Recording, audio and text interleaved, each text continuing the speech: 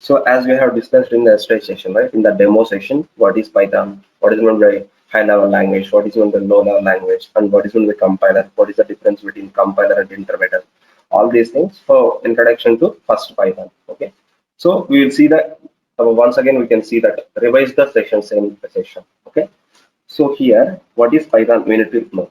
So before knowing about the Python language, let's make ourselves familiar with some terms which will help us in understanding Python better. So instead of directly going to Python, we need to understand what is meant by low high level language, what is meant by low level language, what is meant by compiler, what is meant by interpreter, how it is background when we are running that code, how it is backgroundly running that code, and all these things we should know. All the programming language should have all these things, like high level language they are saying, low level language they are saying, and they will tell like Java is compiler and C++ is compiler, Python is an interpreter. So those things are mandatory things when we are going for interviews also, right? So that is the reason first we need to understand what is a high level language, low level language. So first one, high level language. So high level programming languages are those which are programmer friendly. That means whatever the code I am writing, that means human understandable language. Okay, humans can understand easily, which helps in easy maintaining and debugging of the code. Okay, these types of language need a compiler or interpreter for execution. Okay, for that examples are high level languages, mostly commonly used languages. Example Java, C, C++, Python. Okay, so suppose here I am just writing some code. So a equal 10, b equal 20, print of a plus b. So here we are able to understand, right, what is the a, so and what is 10. So b also we understand, and what is the value we are assigning to that particular variable. Okay, so this is known as whatever the code we are writing, that is known as high level language. So right now, so how it is, how the memory is allocating in Python means, let's go to understand that particular part now. So here I'm going to open pythontutor.com. So here you can visualize the code, how it is memory is taking and all. Okay. So I'm just pasting that code, whatever I have taken. So click on visualize execution, this one. So click on next here. So here it is taking a equal to 10 frame, okay, b equal to 20, and then 30 frame, right? So if I need to get the memory location of that particular variables, where exactly it is storing, so there is one inbuilt function in Python, that is id function, okay. So print of id of a, okay. You can get the memory location of that particular variable. Okay, sorry. Okay. So now you can check that memory location also. Okay. So now a equal 10, b equal 20. So id it is taking. So this is the location where exactly it is storing that particular variable as of now. Okay. So and then this is the location for it, it is different. So the memory locations are different for the different variables, as we are assigning different variables. If I assign same value like a equal to 10, b equal to 10, then the memory location should be same, it should come.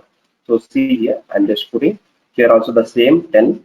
Now if I type, just visualize that one. If you click on that last, so here you are seeing the same memory location. Why? Because means, so we are assigning the same value to the both variables. That means how it will work means, so I will take one diagrammatic something. Mm,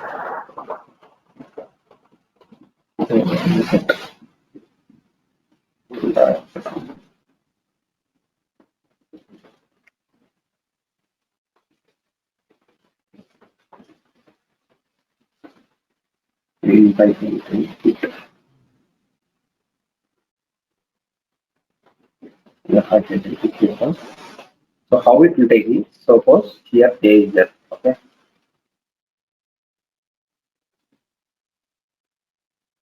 So in that I'm just storing some value, okay. So how it will take is, so 10 I'm just assigning here. So and then assigning two variables I assigned, right? So now here instead of this one, I'm taking this. Okay. So a, right? A. So and then I need to assign that one. So it will take like this, assigning and just assigning to the particular variable. And also B also we are having, right? Okay. So B is a, you can take from here. Okay. And here also we are assigning to the same value. Okay. Same value. So that means here it is taking the same value. So that means it is showing the same memory location. Okay. if I'm passing different variable like b c equal to 30, okay, something like c. Here also one more diagram I'm taking. So this is 30 value it is having maybe, okay.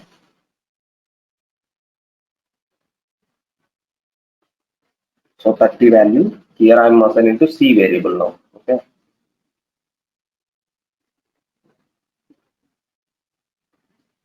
C and then assigning to that particular variable. Okay, so like that it will assign in the internally. So internally how it is working is this is the thing.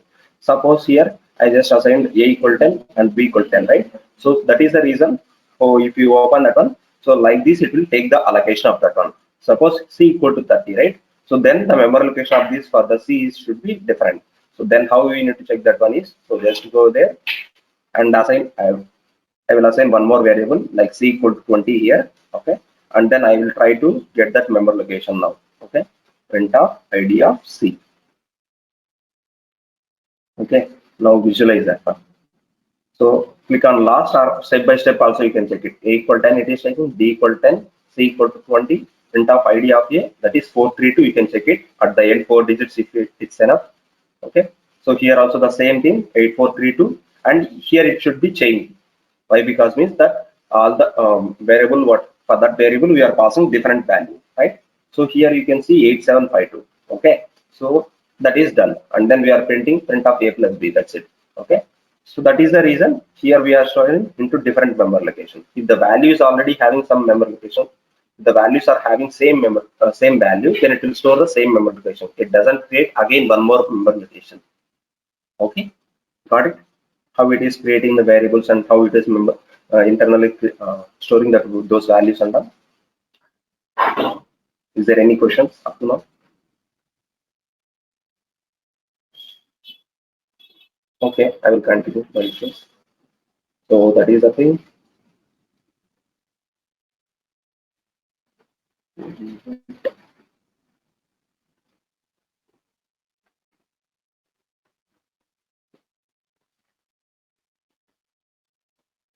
One second.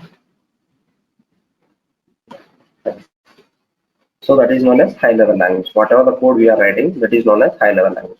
Low level programming languages are those which are machine friendly. Humans can't understand such language. In other words, low level languages are not human writable. So this type of language comparatively are complex to debug. As we have seen yesterday, so this code I have written. Okay, I need to check that compiled code now. So how to check that one? So just click on that one. So just go to open contain folder in CMD. So how to run that one is compiled file is py or python, anything you can take it. Python space hyphen m. Hyphen m is the module name. That is module name is py underscore compile module. Okay. So here you need to give that file name now. Demo3.py, right? Demo3.py. So I'm just running that one. So if you go to that particular directory now, it will create one folder for us, underscore PyCache folder for us. So let's see. So it has created PyCache folder at what time? 7:58 a.m. So if you open that particular folder now, okay, I'm opening that one. So here you are seeing demo3.c python hyphen 38.pyc. That is compiled Python file. You can see the extension of that one. Okay, if I open that particular thing, so if there is any issue in that one, we can't able to understand and we can't able to debug that code. See here, can we able to understand this language? No, right? As it is a machine language, we can't able to understand that one. So that is the reason. So low level languages are hard to debug that code. Okay. So that is the point I mentioned here. So is required to debug this language. Example, assembly language, machine language. So this is the difference between high level and low level language. Next, coming to compiler and interpreter. So all the programming languages are converted into machine understandable language for execution. First, it has to convert that one to machine language. Then it will take. Then the conversion is taken care of by compilers and interpreters. So let's take a simple example for that one. How we are seeing some movies, right? So we can take that an example. So let us consider an example of Italian movie. For a person who doesn't understand Italian and can understand English, there will be two ways to watch that movie. First way is to watch a English dubbed version of the movie, right? So he can convert that one to whatever the movie he is seeing, Italian seeing, he can't able to understand directly. For that reason, he can use the subtitle for that one, right? dubbed version of this movie. If available, second way is to watch an Italian movie with subtitles. So do two different things, right? So that is the reason we can take that Python as a, so directly we compare directly the system can't able to understand whatever the code we have written. So for that reason, we are just converting that into low level language, and then compilers and interpreters take into account. Okay. So in the second way, the subtitles are displayed scene by scene separately, whereas in the first way, all the scenes are converted into English. We can compare the first scenario with compiler. So see here, scene by scene separately. That means it will take whole thing, and the second one with the compiler. That here you can say in the second one the subtitles are displayed scene by scene. Scene by scene means line by line checking. We are also checking the line by line code itself, right? So first a equal 10. So it okay, the syntax is correct. Then we can move to the next line. That b equal to 20. Okay, that syntax is correct. Then print of a plus b. So line by line, same thing. Okay. So we can compare the first scenario with the compiler and the second one with the interpreter. So first one you can check it here. First way is to watch a English dubbed version of the movie. That means all that at a time. We download that subtitles and watch the whole movie. Okay. Like Java code, we have written the Java code, 1,000 lines of Java code we have written, and we are executing that one. First, it has to compile that code. So if there is any errors in that particular code, it will show up at the end only, not at the particular moment. It won't stop at that any particular line where exactly we are getting error, right? So that is the example for this one. Next one, a compiler is one which takes the source code. That means whatever the code we are writing and converts it into machine executable code at once. Okay, at a time it will convert that one. The processor takes the executable and executes. The language which use the compiler are called compiled languages. So compiled languages are fast and more efficient comparatively. Examples Java and C++ programming. Okay. So then interpreter. A interpreter is one which runs the code line by line and executes instruction by instruction. That means line by line execution. These languages which use interpreters are interpreter languages. So those are slow in terms of execution and less efficient. For that examples is PHP, Python, and Ruby. Okay. So we can use Python as a scripting language also. What is in the scripting language? We need to understand that part also. The scripting language is the programming language which is interpreted. Okay, already it has to be interpreted, that kind of thing. These type of languages are used in automation kind of thing. Suppose I need to integrate this one with Linux. Okay, Linux commands I need to use. Then we can use OS commands and all, right? So those kind of scripting language we can use it by using Python also. Okay, these languages use interpreters and are executed line by line. Okay, that is the different. What is the meaning of scripting language? Okay, next is definition and all. We already seen that is the same. You can understand more. And history and origin I already explained yesterday's session. And why the name Python came. This session is also done. And features of Python we already seen. And hello world program. So how we are writing in different languages, like how we are writing hello world in C language, how we are writing in Python. We already seen this one, right? So next is open source. We can download freely and customize the code as well and high level language. So now I can show the installation part of the Python here. Okay. So previously whatever it is there, I will uninstall that one. Okay. I can show you from the starting onwards.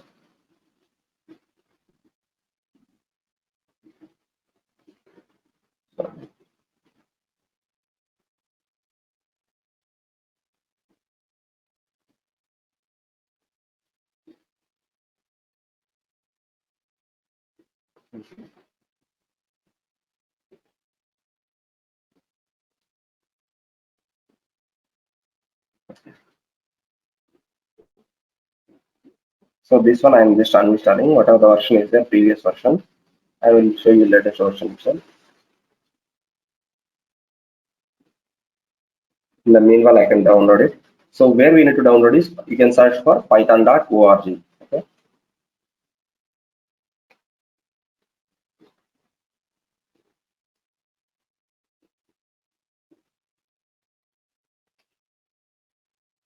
So here you can go for downloads option. Okay.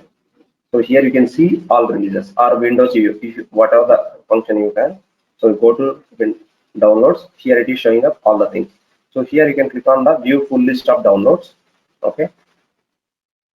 Come down. for your machines, whatever machine you are having, like Windows or Linux, it will show up all the machines.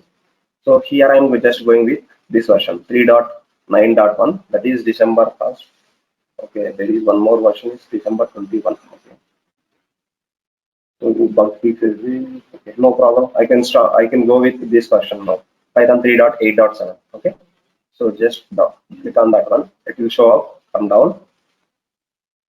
So here it is showing up gzipped source file. That is for Linux versions, like Ubuntu kind of thing. So Mac OS you can install this version, and Windows embedded system, like if you are having 32-bit, you can install this version.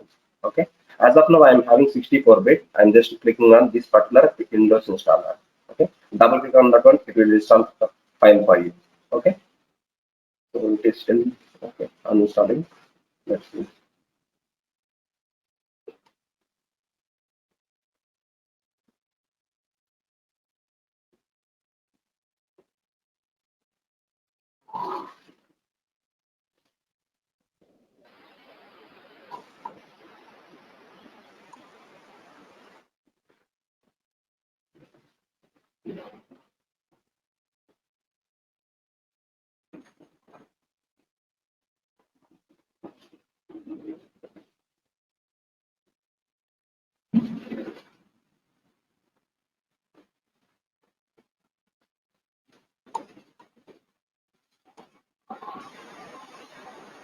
It will take 1 minute. Just wait for that. Right?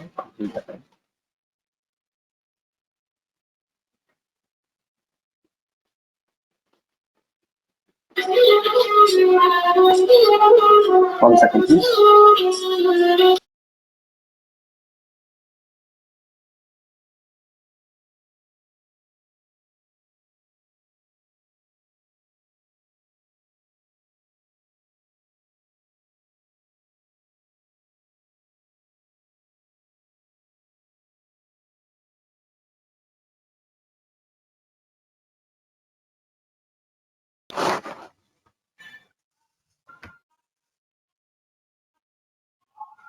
Sorry for the interruption. Okay, fine. So now double click on that particular file. Okay, after installing that one. So it is showing that install now or customize location. So by default, it will install in that particular location. Okay, if you want, sorry, I will stop that one. Sorry. Once again, I wanted to install Django separately. I will need to install after Python. Yeah, first we need to install Python, then only we can install it Django. So as it is a module, right? We need to install after that one. 1 second, I'm not.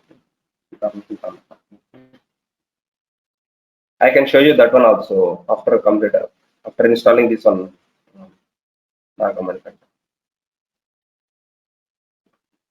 Installing of modules, I can show you now. No problem. Once it is done, I will show you. So it is showing that install now. By default, it will go to that particular location. Or else you can just customize to your location if you want to keep it in C drive or D drive or whatever it is. And then always enable this particular path. Why? Because means you no need to set again the particular path. So by default, it will take that one. So as of now, I'm just keeping this part. So I'm just clicking on install now. Okay. Click on that one. So click on yes here. Okay. So it will take 2 minutes maybe. So that is the setup process for that. Once it is done, ideally will be installed. There we can check that button. Or else you can check it from the command prompt anywhere. No problem. Okay. We will see that process also.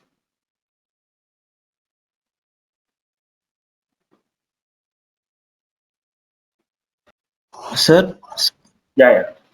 is any version fine, sir? I have a 3.7.6, sir. Yeah, any fine. Any version is fine. No, it's not an issue that one. Oh, okay, sir. Thank you. Maybe some changes will be there. That's it. We don't need to do that one. As of now, for working, it's not a problem. Any version is fine. 3.6 also fine. From 3.4 onwards, any version is fine. No issues. Okay, sir.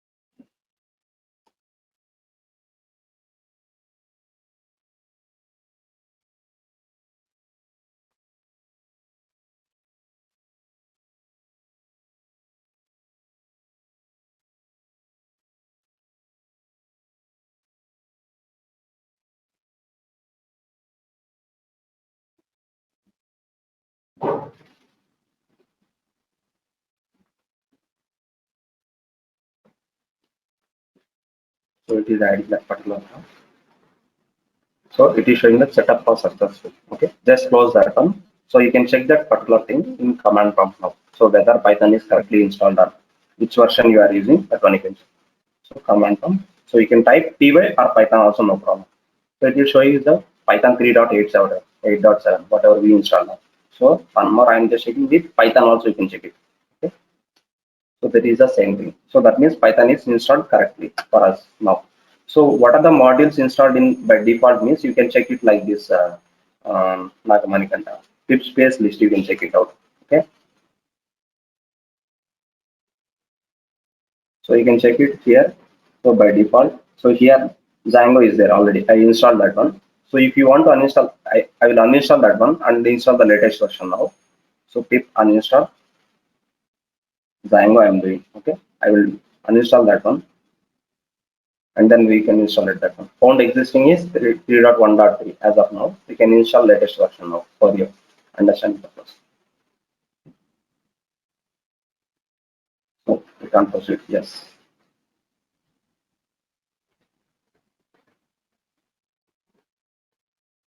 So now if you check pip space list, right, it won't show that particular Django now. Okay. After that we can install it. So come down here. So here you are seeing, right, Django is not there. Django Kachops is there, something is there, but Django is not there, right? So how to install that one is pip space install, pip install Django. Okay, mention.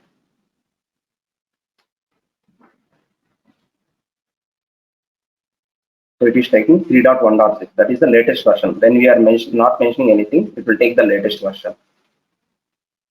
Okay. If you want to keep that particular version, keep double equal to Django double equal to that version name, something 3.1.3. You can mention that one.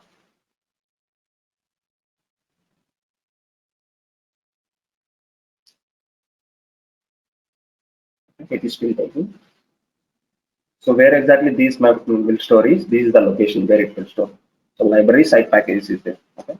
So if you go to that particular location, you can see all the packages. Okay.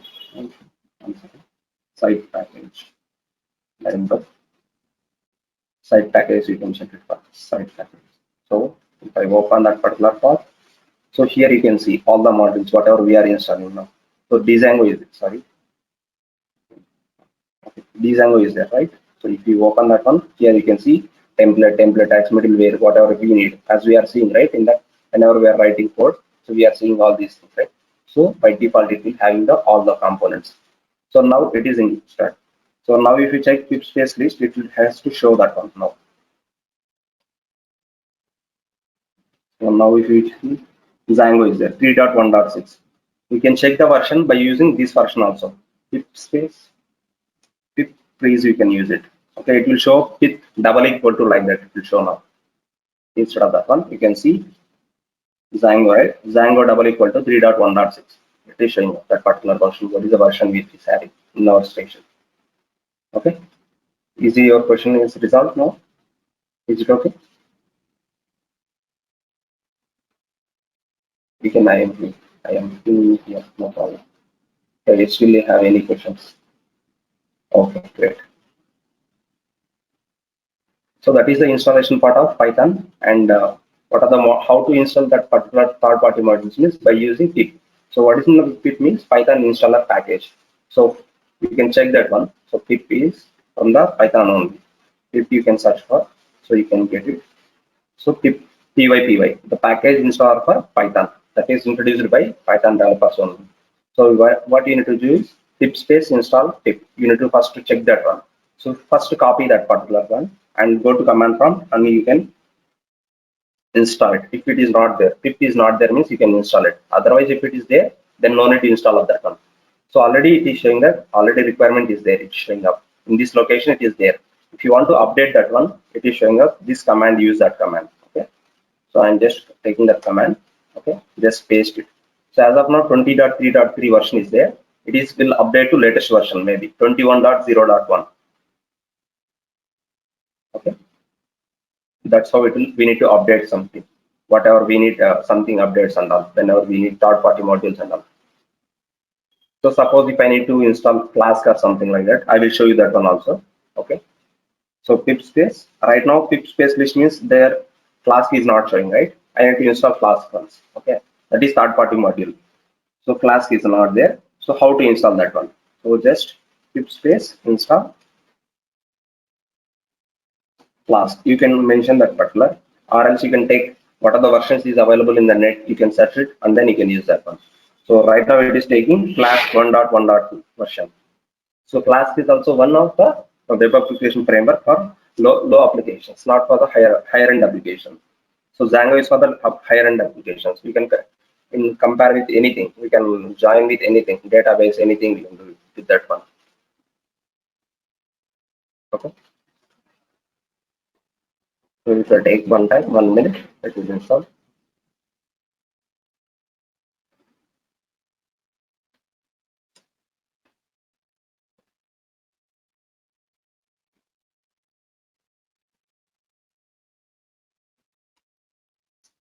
Yeah, successfully installed. So now if I check that one, pip bracelet, it should show Flask. So it is. It depends on your internet speed. It will take how much time it is. Depends on that one. Okay. So that is the installation of the third-party modules. Then we can go ahead with the remaining things. So then is dynamically typed. So dynamically typed means will be assigned to data. That means you are not giving a data type, a equal to 10. So automatically Python is recognizing that data type. Okay, that is known as dynamically typed. Platform independent. Python programs are not dependent on any specific program operating system. That means whatever the code I have written here. So suppose demo3.py file, it is having this code. I can run this code same in the Linux system also. It will work. There is no change of that code and all. Okay, it will work as a in all the cases same. It doesn't change anything. So that is known as platform independent. Okay. So Python used to give the same result on any platform. Next is huge library. Python has used huge big library to fulfill the requirements. That means, so if suppose I need to check that what are the modules by installed by default when we are installing Python. Okay, just go to Python. Okay, so here you can search for help of modules. Okay, so by default it will having all the modules installed in that one. So these are the libraries is there. You can reuse that one. You no need to write the code again and again. Okay, if you want to find factorial, as we have seen in the yesterday session, if you want to find factorial or something methods, whatever it is available in that one, sine function, cos function, all these things. So remaining language, we need to write the code for that one. But here, all the libraries is available. We just need to use that module. That's it. Okay. I will show you one example for that one also.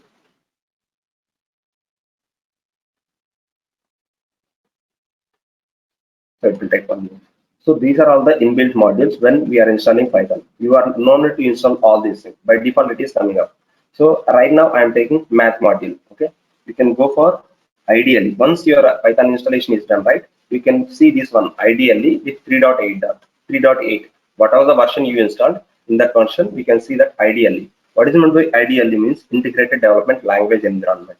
So where we are writing the code like interactive mode or files mode, we can do that one. Okay, I'm just opening the particular file. Open, you can open. So here it will show like this. 1 second, let me type. Yeah, like this a window it will pop up. So here we are typing. So I'm just importing that math module now. Okay, import math dot. Okay, dot that means accessing. Dot here we are using for the Python is accessing that particular variable, whatever the function in that particular function. What are the methods is there? We are just trying to access those functions. So a cos function is there, a cos h, a sin h, a sin h. Some different functions is there. Exponent. Okay. So here it is showing that x comma and then some raised. Okay. So here 2 comma 3 I am putting. Okay. Exponent. So argument take, okay, one argument it is showing up. So then only we can pass that argument, right? So if we want to go to previous thing, I need to give control alt P, you can use it. Okay. Exponent of C. Math dot exponential of 2 means that is the value it is getting up. So math dot I'm using some other function now. So ceil function or Coombe function, whatever it may be. So floor I am using now. So floor means so I'm just giving 5.6 now. Okay. So it has to give 5 values. So these are the inbuilt functions. We can reuse that particular function. We are not writing any code, right? We are just calling that particular function and we are getting that values. And one more is factorial function I need to find. Okay, factorial of 8 I need to find. So here it is a 40320. We are not writing any code. Directly we are getting the output. So that is known as Python is having huge libraries. What are the libraries is there? Suppose I am having import OS module is also there. Okay, OS dot. So here you are seeing lot of functions, right? So here I need to close that particular directory. Okay, so directly it will close function take required argument fd. So that means one file name we need to at least mention that one, right? So in the same way, change directory. Okay, so it's in there something path we need to mention it is showing up. So suppose here I am taking as of now this path I am using. Okay, so here we need to mention that particular path. Okay, now okay, double slash is needed. Unicode means double slash is needed every time. So I'm just keeping alt P. So here directly we can't type. Okay, here you can keep double slash. Keep in mind these things. Okay, always remember these things. Okay, now we can see that one. OS dot get CW current working directory. Okay, so now it is changed. Previously, when we are running that one, it will show what are the Python location installed. So like this, we can use that modules and all, whatever inbuilt modules. So here you can see OS module also should be there when we are taking that one OS module. So see here OS module is there. So like that we are just importing that one.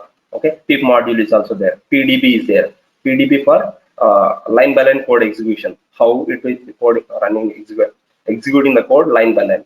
Something if I have written code, so I need to check that particular code is working or not. For that reason, we can use PDB, Python debugger we can call it as. Okay, so that is the huge library we can call it. Okay. I'm just closing this one. So huge library. Then is database connectivity. Python provides interfaces to connect with all major database like Oracle, MySQL, whatever it may be. Batteries included. So Python provides inbuilt libraries called batteries. Some of them are below. Boto. So if I want to connect with Amazon services, then we need to install Boto module. Okay. If I want to connect with MySQL, for that one we need to use MySQL connector Python. So one connector will be there. We need to install that one and we need to interact with Python by using. So MySQL also you can do it. Oracle also you can do that one. So NumPy is a one module to process arrays and all. It will comes under again data science concepts. Okay.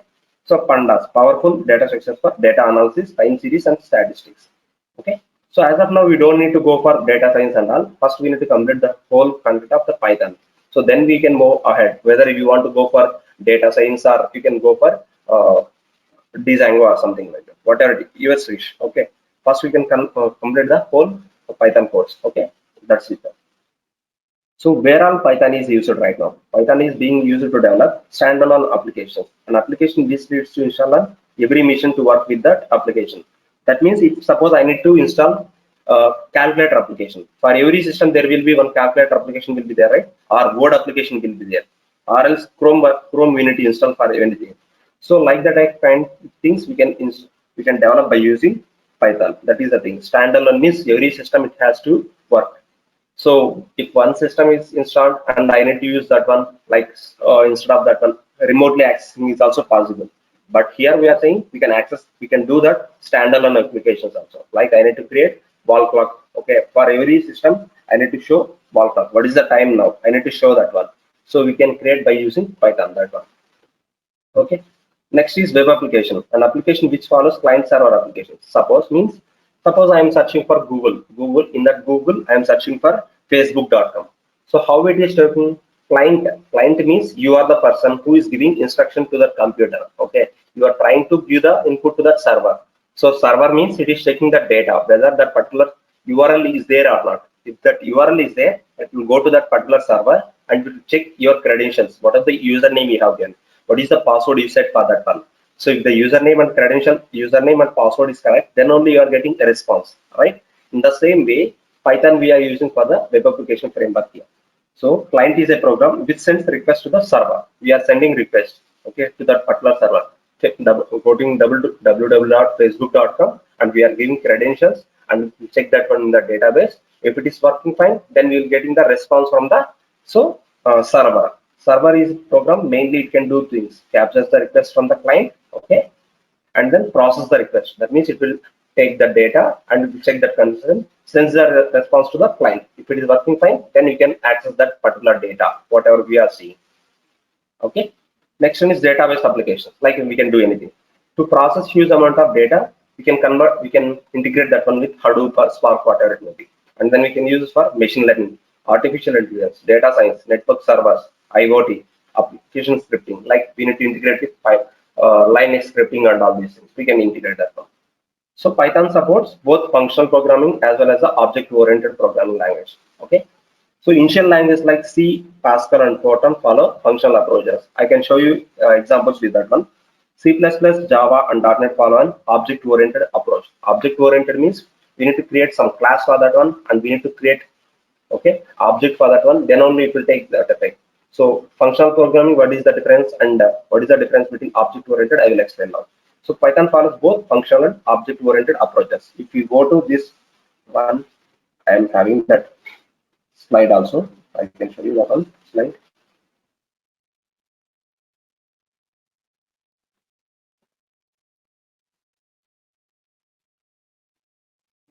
So here this is the difference. So what is meant by object-oriented versus procedure-oriented?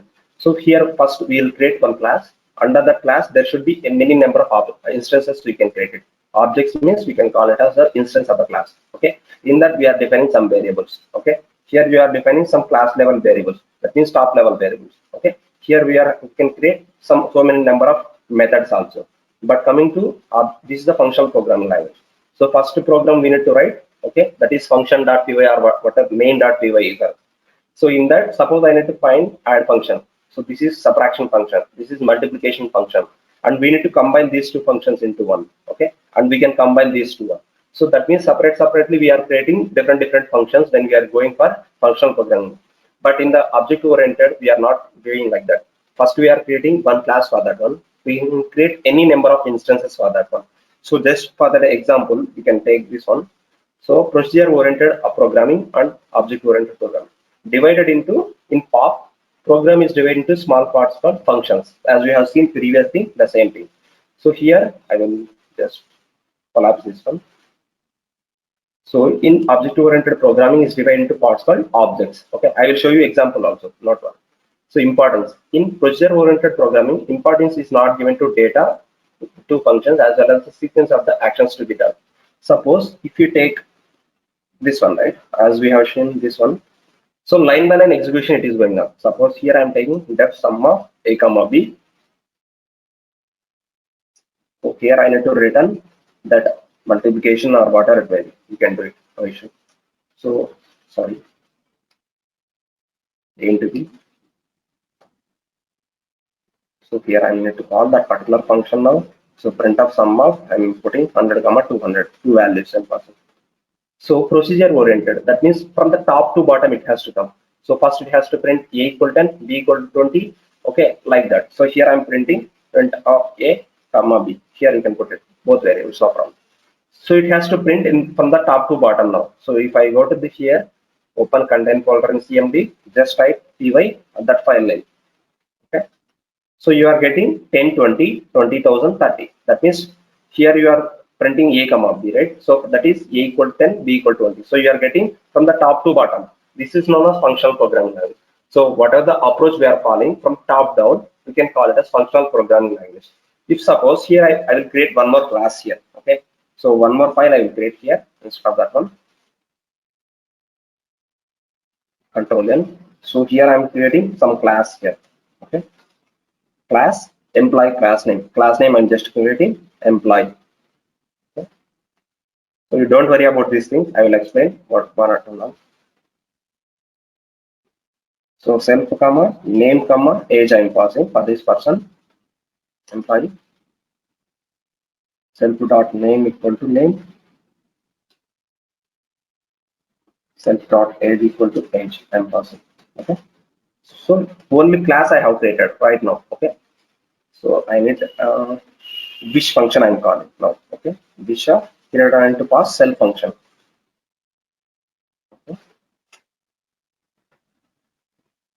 print of self dot name. So print of self dot age as well. So if I run code that one now, so let's see how it will create. Demo 1, demo 4.py I am saving. Okay. Now if I run that particular code, nothing, you will get the output. So here itself the kernel is there. No? You can run that one. So py demo 4.py. Okay. So nothing output is coming up. Only we have created class as of now. So for that class, we need to create some objects for that one as of now. So for that, how we can create means, so take any variable that is object name. We can call it as object name. So employee one equal to I am putting employee name one equal to I need to call that particular class now. So employee. Okay. Here I need to pass some variables for that particular person. That is name and age. So here I am passing like his name is Sharma or something whatever it may be. Here I am passing 35. Okay. So here I need to call that one, right? So employee one I have created. So now employee one dot I need to call that wish function also now. Okay, wish function I'm calling. So one more instance I'm creating employee two equal to employee of. So here I'm passing some Bano, whatever it may. You can take any name, no issues. So here I'm passing 26 age. Okay. So I need to call this with that one, this function also. Employee dot wish function now. Okay. If I run now, it will take from down to the top. Instead of previously we are taking top to bottom, right? Now it will take from bottom to up. Why? Because means it has to call that particular function now. Which function it has to call, and then it will go to this function and it will print the data. So now if you see here Sharma 35, Banu 26. After creating objects only we are getting output. So that is known as object oriented function. So it is taking from down to bottom. Okay, down to up we can call it as. Previously it is top down approach, but now it is down to top we can call it as. So how it is taking, you can check it by using, so this function, this one opening, you can open any editor so that you can understand more. I will open any editor. So this location I will take it, how it will take internally. Copy to file path with report. Okay, fine. Go to file, open folder. I will something question. Workspace you can take it. New window you can give it. It's better. So go to file here, open folder. I am just giving that folder now. Whatever the folder name. It will take the all full files. So now you can see all the files here itself. So this is now Visual Studio Code. We can install anything, okay, for running the Python code. Instead of doing from line by line, here we run that one. So here you are seeing that file, right? Here we have written the same code, class employee, all these things, okay. So if you see, click on this particular function now, okay, this function. It's taking some time. So run that one, 1 second.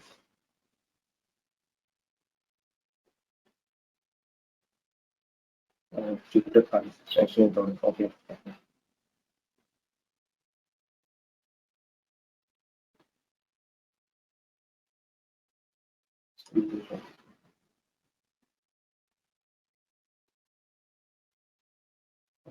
Okay.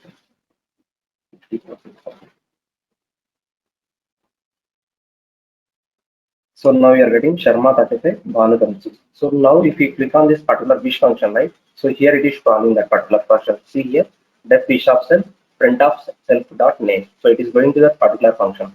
So if you click on this particular function, employee one equal to employee of, so it is showing that code. So it is going to that particular function, class employee, and then it is calling that particular function. So as we have passed two parameters, right? So it will go to that particular function. Whenever we are creating object, by default it will call init function. Okay. So you can check it what is the init function it will do. So init function, it will initialize the object, whatever we are creating. Okay. So you can check all the inbuilt functions also. Okay. So employee, and then we need to pass two parameters. Self is always mandatory thing when we are creating object for that particular class. Okay. Here also we need to pass the first argument should be always self only. Okay. And then we are passing two parameters, name and age. If suppose I am passing another parameter, like 10,000, one more parameter I am passing. If I run that one, it will throw the error now. Let's see what is the error it is showing. So see here, type error, init function takes 3 positional arguments, but 4 were given. That means 3 arguments for the self, we don't need to pass any element, okay, value. For this thing, so if I take salary now, sal, okay, no worries, we can get that output. Self dot sal equal to sal. Once again, I'll do it. So you can print that value also now. Print of self dot sal function. Okay. Now if I run that one, you won't see that issue. What is it? Okay, so for this particular person, we didn't pass any value. Okay, 20,000 I'm passing. See here, we are getting all the outputs. That's how it will work. That is known as object-oriented programming language. Okay, got it?